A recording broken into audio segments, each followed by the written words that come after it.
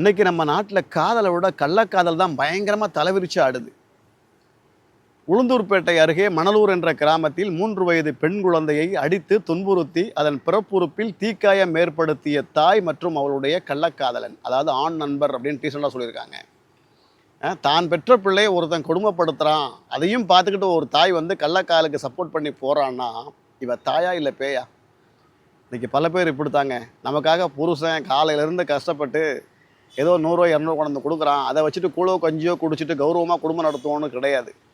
அவன் வீட்டை விட்டு வெளியே வேலைக்கு போன உடனே ஃபோனை கையில் எடுத்து எவனையாவது ஒருத்தனை வீட்டுக்கு வர வச்சு அவன் கூட சல்லாபத்தில் ஈடுபட்டு தன்னையும் இழந்து தனக்கு பிறந்த குழந்தைகளையும் இழக்கக்கூடிய கேவலமான தாய்கள் இருக்கிறதுனால தான் அன்றைக்கி நாடு நாசமாக போய்கிட்டு இருக்கு. உனக்காக ஒருத்தன் உயிரை கொடுத்து வேர்வை சிந்தி கஷ்டப்படுறான், அவனுக்கு நீ உண்மையாக இருக்கியா? கிடையாது. இன்னும் நீங்கள் என்னென்ன அனுபவிக்க போகிற அப்படின்றது வந்து கடவுளுக்கு தான் தெரியும். நம்ம நாட்டில் பசங்கள்லாம் ஒருத்திக்கு புருஷனாகணும்னு நினச்சி லவ் பண்ண காலம் அந்த காலம். ஆனால் இன்றைக்கி ஒருத்திக்கு புருஷன் இருக்கான் அப்படின்னு தெரிஞ்சோ லவ் பண்ணுறது இந்த காலம். தயவு செய்து சொல்கிறேன், பெண்களாகிய நீங்கள் பூட்டை போல இருங்கள். அது துருப்பிடிச்சு உடஞ்சி போனாலும் போகும், ஆனால் மாற்று சாவியால் ஒரு பூட்டை திறக்க முடியாது. இது பெண்கள் வந்து புருஷனை விட்டு அடுத்தவன் தான் முக்கியம் நீங்கள் போனீங்கன்னா உங்கள் குழந்தைங்களுடைய வாழ்க்கை நிராகரி ஆகிடும்.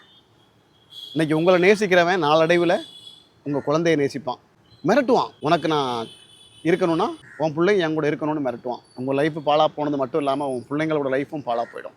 இந்த பாழா போன கள்ளக்காதல் தேவையா? வாழ்க்கை என்பது ஒரு கண்ணாடி மாதிரி. அதை கவனமாக கையாளாவிட்டால் மீண்டும் வாழ முடியாத அளவுக்கு நம் வாழ்க்கை நரகமாகிவிடும். உங்களுக்கு கூழோ கஞ்சியோ கொடுத்து உங்களை கௌரவமாக வச்சுருந்த உங்கள் புருஷனை துரோகம் பண்ணிட்டு அழகாக பேசுகிறவனை இவன் நம்மகிட்ட கடைசி வரைக்கும் உண்மையாக இருப்பான், நம்மளை அன்பாக பார்த்துப்பான், நம்ம புருஷனோட இவன் மேலானவன் நினச்சி நீங்கள் போனீங்கன்னா ஆசை 60 நாள், மோகம் 30 நாள், 90 நாளில் உங்கள் வாழ்நாள் முழுவதும் உங்கள் வாழ்க்கை நரகம் ஆகிடும். பெண்களே, அதனால் கவனமாக இருங்க.